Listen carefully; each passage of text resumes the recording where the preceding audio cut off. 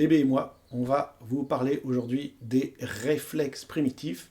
Qu'est-ce que sont ces réflexes? À quoi servent-ils? Et comment les intégrer? Pourquoi c'est important de les intégrer et comment faire ça?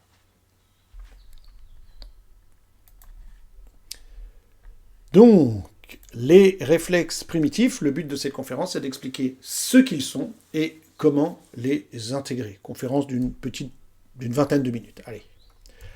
Euh, Avant de rentrer dans le vif du sujet, il faut savoir que ce qu'on appelle réflexe est divisé en deux catégories. Il y a ce qu'on appelle les réflexes non conditionnés et les réflexes conditionnés. Les réflexes conditionnés sont quoi? Ce sont les apprentissages. Toute forme d'apprentissage, que ce soit au niveau corporel, comme faire du sport, ou jouer de la musique, que ce soit au niveau interaction avec les autres, au niveau émotionnel, ou que ce soit au niveau cognitif, lecture, écriture, concentration, ce sont des conditionnements. C'est-à-dire qu'il faut pratiquer un certain temps pour pérenniser cet apprentissage. La lecture, il nous a fallu des années pour pouvoir lire à tel point que ça devient réflexe. C'est-à-dire qu'aujourd'hui, je ne peux pas ne pas lire. Si un mot est présenté devant moi, je ne peux pas décider de ne pas le lire. Ne lisez pas ce mot ou ne lisez pas ce mot. Ce n'est pas possible. Chaque fois que je vois quelque chose, je ne peux pas ne pas le lire. Même chose pour faire du vélo, je ne peux pas ne plus savoir faire du vélo ou conduire ma voiture, c'est acquis. Donc tout apprentissage est un conditionnement et a nécessité une certaine pratique. Mais ces apprentissages, et c'est ça qui est intéressant, se basent sur le bon fonctionnement de nos réflexes. Alors les réflexes, c'est quoi? Ce sont des réactions automatiques, donc non conditionnées, qui sont donc innées, des réactions innées qu'on a à la naissance. Alors il y en a de deux ordres. Première partie ne nous intéresse pas, mais intéresse la médecine, évidemment, ce sont les réflexes viscéraux. Tous nos organes fonctionnent de manière automatique. Mon foie, mon estomac, mon cœur, mes poumons fonctionnent de manière automatique. Je n'agis pas dessus directement. Et ça, c'est très important. Ces réflexes viscéraux, que ce soit la dilatation ou contraction de la pupille quand il y a de la lumière, ou le fait que quand je sente une bonne odeur, je me mette à sécréter des bonnes choses, ces réflexes viscéraux fonctionnent de manière automatique, et c'est tant mieux, je n'ai pas à penser à toutes ces fonctions corporelles. Tout ça, c'est de l'ordre de la médecine, et ça nous intéresse évidemment pas en IMP, enfin, ça nous intéresse le corps humain, mais nous n'y faisons rien. En revanche, il y a un autre groupe de réflexes qui s'appelle les réflexes primitifs. On parle de réflexes non conditionnés du nouveau-né, qui sont des réactions automatiques que présente le bébé à la naissance, et on va les voir dans un instant, et qui vont progressivement s'inhiber. Alors, c'est pas si simple que ça. C'est-à-dire qu'il y a deux groupes de réflexes primitifs. Il y a les réflexes archaïques, qui sont présents à la naissance, donc ça veut dire qu'ils ont émergé, apparu dans le ventre de la maman, et puis qui sont donc présents à la naissance, et qui vont progressivement s'inhiber, disparaître, à l'observation, tout du moins. Et puis il y a un autre groupe de réflexes qui ne sont pas présents à la naissance et qui vont émerger progressivement et rester tout au long de notre vie, d'où leur nom, les réflexes de vie. Ce sont surtout des réactions posturales qui nous aident à tenir debout face à la gravité. Donc ces deux groupes de réflexes, les réflexes archaïques et les réflexes de vie, vont être la base de tout un tas de choses, du fondement de notre fonctionnement, et c'est ce qui va faire qu'on va développer des capacités d'apprentissage au niveau corporel, émotionnel ou cognitif, et c'est pourquoi c'est tellement important de connaître comment fonctionnent ces réflexes et de pouvoir les utiliser au quotidien en tant que professionnel, ou de pouvoir aller rencontrer un professionnel pour vérifier que nos réflexes soient bien intégrés. Donc, ces réflexes archaïques et ces réflexes de vie forment deux groupes de réflexes primordiaux, et il y en a tout un tas. Alors avec le bébé, on va voir certains de ces réflexes. Il y a par exemple le réflexe de Moro.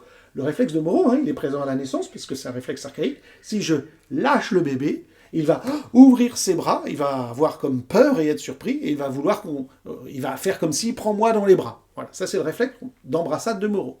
Le réflexe tonique labyrinthique, quand la tête du bébé va être plus bas que son corps, il va se mettre en flexion et en boule. Quand au contraire la tête du bébé se met en extension, il va ouvrir tout son corps en extension. Réflexe tonique labyrinthique. L'asymétrique du cou, quand le bébé va tourner sa tête d'un côté, à partir du moment où il était en position fétale, quand il va tourner sa tête d'un côté, il va ouvrir le bras de ce côté-là et avoir ce mouvement-là comme s'il voulait attraper ce qu'il regardait. Réflexe tonique asymétrique du cou.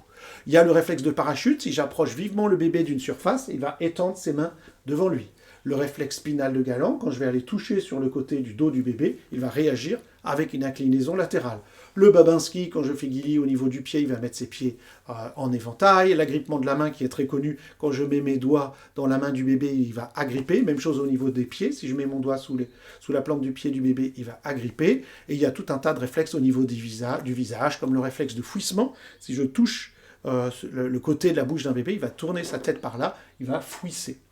Il y a plusieurs dizaines de réflexes archaïques à la naissance.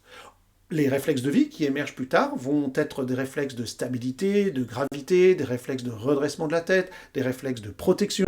Et là aussi, il y a quelques réflexes de visage qui sont des réflexes de vie. Je te pose, hein, bébé. Donc ces deux groupes de réflexes forment les réflexes primordiaux. Ils forment notre alphabet moteur. Ces réflexes, ce sont des schèmes, des patrons sur lesquels le bébé va s'appuyer pour faire tout un tas de choses. J'ai évoqué par exemple le réflexe tonique asymétrique du cou. Quand on tourne la tête d'un bébé ou quand il tourne sa tête pour regarder quelque chose, il ne peut pas s'empêcher, la plupart du temps, d'étendre son bras de ce côté-là. Donc ça va lui servir de structure plus tard dans la vie pour que, dès que je regarde quelque chose, de pouvoir aller dans cette direction-là et attraper. Ça va être la base de la coordination oculomotrice. Si ce bébé n'a pas ce réflexe bien fonctionnel à la naissance, eh bien ça va générer des difficultés justement dans la coordination oculomotrice. Bien, puisqu'il y a plusieurs dizaines de réflexes archaïques à la naissance, et chacun de ces réflexes ayant une fonction différente, eh bien on a on appelle ça en IMP, tout un alphabet moteur, tout un tas de patrons sur lesquels le bébé va s'appuyer pour exercer toutes les activités qu'il veut exercer dans sa vie, que ce soit au niveau corporel, émotionnel ou cognitif. Alors, c'est ce que j'ai représenté dans ce dessin. On parle en IMP des différentes sphères émotionnelles, corporelles et cognitives, et les différents réflexes sont à la base de tout ça. C'est-à-dire que quand le bébé fait quelque chose, quand le bébé veut attraper quelque chose, il fait à la fois un geste physique, moteur, mais en même temps il va avoir une satisfaction émotionnelle à attraper la chose qu'il désirait attraper, donc il y avait une implication émotionnelle, mais en même temps la chose qu'il attrape, il va le mettre dans sa bouche et il va l'explorer, et ça c'est ce qu'on appelle l'aspect cognitif. Autrement dit, à chaque fois que le bébé utilise un de ses patrons, un de ses schèmes, un de ses réflexes, il fait à la fois quelque chose, une activité donc corporelle, émotionnelle et cognitive. Et donc le fait que le bébé ait tous ses patrons moteurs, ces dizaines de patrons moteurs à la naissance, lui permet d'explorer tout un tas de choses dans la vie et va créer la structure, le fondement, la base, la fondation de son fonctionnement cognitif, émotionnel, postural. Alors, quand tout va bien, on va voir ce qu'on appelle l'intégration des réflexes. C'est-à-dire que les réflexes archaïques sont présents, émergent avant la naissance, ils sont présents à la naissance, à une ou deux exceptions près, 2-3 exceptions près. Ces réflexes archaïques sont bien présents à la naissance, on les voit. Donc, par exemple, bébé nous a montré tout à l'heure le réflexe de Moreau, quand je fais semblant de lâcher le bébé, il va activer une réaction de peur comme ça, prends-moi dans les bras, au secours, donc le réflexe d'embrassade de Moreau, mais cela ne se voit que pendant les 3 premiers mois après la naissance. C'est-à-dire au 4e mois, vous prenez le bébé, maintenant il a un meilleur contrôle de sa tête et vous voulez réexercer le Moreau, il ne va plus le montrer, ce réflexe de Moreau. Et il en va de même pour chaque réflexe. Évidemment, certains réflexes durent quelques semaines, d'autres quelques mois, et certains plus rares, 1 ou 2 années. Donc les réflexes archaïques sont présents à la naissance et vont progressivement s'inhiber pour laisser place, d'une part, aux réflexes de vie, et d'autre part, pour laisser place au mouvement volontaire.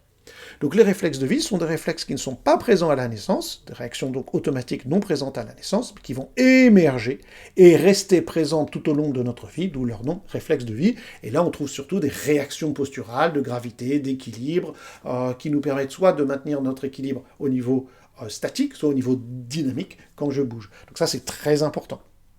Évidemment, si tout ça existe, et ça veut dire que dans certains cas, eh bien, l'intégration ne peut pas se faire de manière optimale. Vous savez, il y a beaucoup de conditions, beaucoup de choses pour élever un enfant, beaucoup de choses qui nous affectent quand on est petit, que ce soit au niveau corporel, les chocs, les maladies qu'on a eues, la génétique bien entendu, la manière dont s'est passée la grossesse, la naissance. Il y a aussi tout ce qui est l'alimentation, la biochimie, il y a aussi tout ce qui est les stress émotionnels qu'on a pu vivre. Tout ça va nous affecter. Est-ce que l'enfant va dehors, bouge, saute, court? Est-ce qu'il est beaucoup enfermé avec des écrans? Il y a 1000 facteurs qui agissent dans le développement d'un être humain. Et dans certains cas, ce développement va pouvoir se faire de manière optimale, et dans d'autres cas, moins. Et donc, qu'est-ce qui peut se passer? C'est que certains réflexes ne vont pas s'inhiber, ils vont rester présents. Mais donc ça veut dire que si ces réflexes restent présents, c'est un peu comme un échafaudage qu'on avait, mais qu'on n'enlève pas. C'est un petit peu comme, j'aime bien dire aux gens, les roulettes d'un vélo. Les roulettes d'un vélo sont très utiles pour apprendre à faire du vélo, mais ensuite on va enlever les roulettes, sans quoi ça nous retarde, on ne peut pas bouger aussi bien, on ne peut pas s'adapter aux situations. Donc les roulettes du vélo, au début, oui, mais si elles restent, ça va nous gêner. C'est exactement ce qui se passe avec les réflexes archaïques. Les réflexes archaïques doivent s'inhiber pour laisser place à la motricité volontaire et à des stratégies plus efficaces que d'agir de manière réflexive. Évidemment, il y a des dizaines de réflexes à la naissance, donc c'est comme des dizaines de roulettes, et il faut que progressivement toutes ces roulettes s'enlèvent. Parallèlement, il arrive parfois que malheureusement, alors ça peut être et ou, que les réflexes de vie restent peu actifs, que les réactions de gravité, de protection, etc. soient peu actives et du coup empêchent l'enfant dans son développement et ne permettra pas la mise en place de tout un tas de choses. Donc là, on parle de non-intégration des réflexes. Ça peut être les réflexes archaïques qui ne s'édiment pas ou les réflexes de vie qui sont peu présents, peu actifs et qui ne jouent pas bien leur rôle. Évidemment, ça veut dire que nous avons développé, au fur et à mesure des années, des experts ont développé des moyens d'agir sur les réflexes archaïques et les réflexes de vie pour favoriser l'intégration. Alors, en IMP, on utilise principalement 8 choses qui viennent de différentes approches. Première approche qui a été créée dans le monde, c'est l'approche de tout simplement réitérer les mouvements du bébé. Les mouvements du bébé initiaux, vous le savez, sont très importants. On sait que c'est très important que le bébé puisse se retourner, puisse ramper, marcher à quatre pattes, faire tout un tas d'activités corporelles. En exerçant ces activités-là, en marchant à quatre pattes par exemple, en se retournant, le bébé va inhiber ses réflexes, prendre plus contrôle de son corps et inhiber ses réflexes. Donc là, il y a des mouvements qui viennent d'une approche anglaise créée par un psychologue qui s'appelle l'INPP, et puis nous, on utilise aussi en IMP ce qu'on appelle des mouvements de reset, qui a été créé par un sportif américain, Tim Anderson, et il appelle sa méthode Original Strength, force originelle, qui est de reproduire les mouvements du bébé, ce qui va favoriser l'intégration des réflexes, même plus tard, et l'émergence des réflexes de vie. Une suédoise dans les années 80, qui s'appelle Kerstin Lin, a utilisé des bercements pour aider au bien-être des plus grands. Et plus tard, dans les années 2005, un psychiatre suédois, Harald Blomberg, s'est rendu compte que ces mouvements de bercement aidaient à l'intégration, participaient à l'intégration des réflexes. C'est une approche qui s'appelle Rhythmic Movement Training, mouvement rythmé. C'est intéressant ces mouvements de bercement, puisque le bébé, dans le ventre de sa mère et plus tard dans nos bras, est constamment bercé, c'est-à-dire que son système vestibulaire, qui est le centre, l'organe de l'équilibre, est en permanence stimulé. Et donc on s'est rendu compte que même plus tard, le fait d'offrir ces bercements va réveiller un petit peu les mécanismes de l'oreille interne et favoriser la bonne émergence des réflexes et leur intégration. Svetlana Mazgutova, qui est une docteure en psychologie russe avec laquelle j'ai beaucoup travaillé, utilise des mouvements isométriques, c'est-à-dire des petites pressions pour que la personne prenne conscience de ce qui se passe dans son corps et pouvoir bien, là aussi, intégrer ses réflexes. Elle utilise aussi autre chose, Madame Mazgutova, sa méthode s'appelle MNRI, des intégrations tactiles. Oui, parfois, quand on travaille avec des bébés ou des personnes en situation de handicap, on ne peut pas leur demander de faire des mouvements volontairement, mais en revanche, d'un point de vue tactile, on va pouvoir exercer des pressions pour réveiller les mécanismes réflexes. Parallèlement à ça, il y a d'autres méthodes qui vont pouvoir agir sur les réflexes, et en IMP, on utilise beaucoup d'outils. Par exemple, il y a des méthodes comme la méthode Brain Gym, ou des méthodes qui utilisent des mouvements, des jeux et différentes activités qui aident à l'intégration des réflexes. Parfois aussi, ce sont les tensions corporelles qui empêchent les réflexes de s'intégrer. Vous imaginez bien qu'un bébé, s'il a dans son corps des tensions corporelles, à cause de la grossesse, la naissance, des chocs qu'il a reçus plus tard, etc., ces tensions dans son cou, dans son dos, dans ses bras, etc., vont faire que les réflexes ne peuvent pas s'exercer correctement.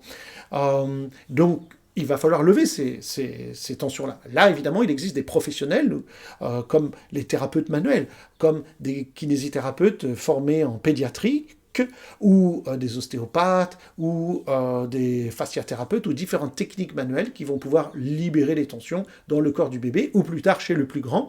Et nous, on va intervenir chez le plus grand avec des outils d'automassage, avec des balles, des ballons, des rouleaux, et différents outils pour aller libérer les tensions dans notre corps, en complément de ce que peuvent faire des thérapeutes spécialisés dans le domaine. En IMP, on adore les jeux, c'est une approche très ludique, et c'est parfois intéressant de pouvoir travailler avec des groupes d'enfants, ou en individuel bien sûr, avec des exercices de coordination. Et il y a un enseignant et musicien australien avec qui aussi j'ai travaillé, qui s'appelle Brandon O'Hara, qui lui utilise des petits sacs de grains pour faire des exercices de coordination, et ça c'est aussi très plaisant, et ça fonctionne très très bien pour intégrer les réflexes. Et il existe d'autres choses, par exemple nous on travaille avec des mouvements dits de pendiculation, qui sont des mouvements qui sont faits au ralenti pour ressentir exactement ce qui se passe dans notre corps, ça adresse plutôt aux adultes, et aller pouvoir réveiller certains schèmes, certains patrons spécifiques dans notre corps, et ça vient d'une approche qui s'appelle Somatics de Thomas Hanna. Bref, tous ces moyens sont des moyens d'intervention, il en existe d'autres, en IMP, que ce soit dans nos formations ou dans nos séances individuelles, en fonction de la personne, en fonction de son âge, en fonction des réflexes pas intégrés, et surtout, la personne va choisir en fonction de ce qui lui plaît le plus, elle va choisir dans ces différents outils ce qui lui convient le mieux pour intégrer ses réflexes. Donc, si on reprend notre schéma initial, si les réflexes archaïques ne s'inhibent pas et si les réflexes de vie n'émergent pas correctement, en IMP, on va utiliser les différentes techniques qu'on a vues à la page précédente pour faire en sorte que les réflexes de vie émergent bien et jouent leur rôle et que les réflexes archaïques s'inhibent et puissent laisser place au comportement de la motricité volontaire. Alors, l'IMP a ceci de particulier, comme on l'a vu, que c'est une synthèse, elle utilise différents outils, et ça en fait une approche qui est unique au monde. L'IMP ne défend pas une approche, une école, une technique, mais tout un panel de choses. Mais c'est pas tout. L'IMP est basé initialement, on voit un peu qu'avec l'IMP, j'ai mis le logo au milieu, est pris en sandwich de deux choses, et ça c'est très important. Il y a d'une part toutes les approches initiales sur le réflexe primitif qui ont été développées depuis les années 70, auxquelles on s'est formé, et ces approches, là je les cite ici, j'ai déjà évoqué le MNRI de Mazgutova, l'INPP de Peter Blight et Sally Goddard en Angleterre, la méthode de Brendan O'Hara qui utilise des petits jeux de sacs de grains, le RMT de Kerstin Lin qui utilise les bercements. Donc tous ces outils-là sont très intéressant pour intégrer les réflexes. Mais l'IMP ne cherche pas, n'a pas pour but premier d'intégrer les réflexes, dans le sens où nous ne considérons pas que les réflexes sont des choses qu'on va identifier avec un bilan, et puis ensuite les corriger, comme s'il y avait les vilains réflexes qu'il faut à tout prix inhiber. C'est pas notre manière de voir. Nous pensons qu'en IMP, ces réflexes sont des schèmes, des patrons, des structures sur lesquels le bébé s'appuie pour pouvoir développer son fonctionnement. Et donc on pense que plus tard dans la vie, on va pouvoir réutiliser ces schèmes. C'est-à-dire qu'on ne cherche pas à corriger les réflexes, mais à comprendre comment ils fonctionnent, et à partir de là, stimuler ces mécanismes chez la personne, non pas pour corriger ou résoudre des problèmes, mais pour faire émerger des compétences dont j'ai besoin dans la vie de tous les jours. Et en ceci, l'IMP est une approche unique. Et en dessous de mon schéma, nous voyons que l'IMP est une approche éducative. Notre but n'est pas de résoudre des problèmes chez les gens, on va laisser ça aux thérapeutes et aux experts, mais nous, notre but, c'est de développer les compétences de la personne, de l'aider à atteindre ses objectifs. Et donc c'est une approche éminemment éducative. Et en ceci, l'IMP est unique. De part et d'autre, on voit que l'IMP a beaucoup d'inspirations, des inspirations théoriques et des inspirations plus techniques. Les inspirations théoriques, c'est ce qui crée notre cadre de pensée. Et ça, c'est très important. Il y a une philosophie derrière. On a travaillé avec des obstétriciens comme le fameux Michel Audin, avec des sages-femmes qui sont expertes des bébés évidemment et de la naissance, avec des thérapeutes manuels, on a travaillé avec des experts de l'éducation, du mouvement, et puis aussi on s'est beaucoup intéressé à tout ce qui se fait dans la psychologie d'aujourd'hui, dans les thérapies cognitives et comportementales et émotionnelles aujourd'hui, qui apportent au niveau scientifique des bases pour comprendre par exemple la motivation, qu'est-ce qui motive les gens, les bases sur un peu tout ce qui est récent et qui nous permet de mieux comprendre l'être humain et son fonctionnement. Donc ça c'est très important et en IMP on travaille toujours avec tous ces différents experts pour faire évoluer notre cadre de référence. Parallèlement à ça, il y a des tas d'inspirations techniques en termes de mouvement, de biomécanique, de choses qui sont à la fois très anciennes, comme la compréhension du mouvement que peuvent nous offrir les arts martiaux, ou le qigong, le tai chi, etc., le jonglage. Il y a beaucoup de choses anciennes qui sont très intéressantes parce qu'ils vont nous stimuler et ça va participer à l'intégration des réflexes. Mais il y a plein d'autres techniques qu'on va utiliser, des approches corporelles qu'on va utiliser en IMP, ou en tout cas dont on va s'inspirer. Donc on peut voir que notre but premier n'est pas d'intégrer les réflexes, notre but premier est d'aider les gens dans leur vie avec la compréhension des réflexes. Les réflexes, cette compréhension-là va être la colonne vertébrale de l'IMP, mais l'IMP ne s'appelle pas méthode d'intégration des réflexes, mais intégration motrice primordiale, c'est-à-dire offrir des choses qui sont essentielles aux gens pour que dans leur vie, ils puissent être plus à même d'atteindre leurs objectifs. Et en ceci, l'IMP est un système, une synthèse particulière d'intégration motrice primordiale, ludique et éducatif. Le but de l'IMP, encore une fois, n'est pas l'intégration des réflexes, mais la compréhension des réflexes et la manière dont ils s'intègrent va nous ouvrir une porte sur tout un univers qui fait de l'IMP une approche très particulière. Je pense aujourd'hui que les experts de l'éducation, du mouvement et du sport, je pense aussi que les thérapeutes, quels qu'ils soient, que ce soit des thérapeutes qui travaillent avec des enfants, avec des adultes, dans le domaine psychologique ou corporel, dans le monde de la rééducation, vont tirer beaucoup de bénéfices à étudier le rôle des réflexes, leur fonctionnement, l'impact que ces réflexes, que ces schèmes, que ces structures, que ces patrons ont sur nous au niveau cognitif, émotionnel et postural.